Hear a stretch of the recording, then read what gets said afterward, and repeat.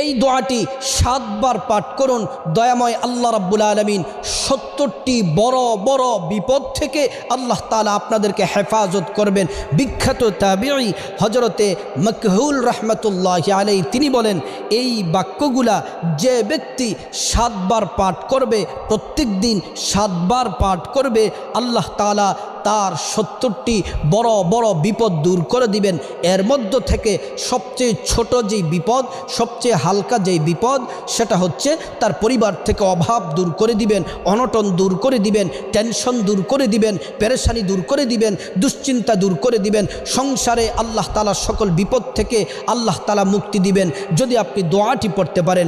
দোয়াটি হলো লা হাওলা ওয়ালা কুওয়াতা ইল্লা বিল্লাহি ওয়ালা মালজা মিনাল্লাহি ইল্লা ইলাইহি। প্রিয় দিনী ভাই ও বোন, কষ্ট করে দৈনিক এই দোয়াটি 7 বার করে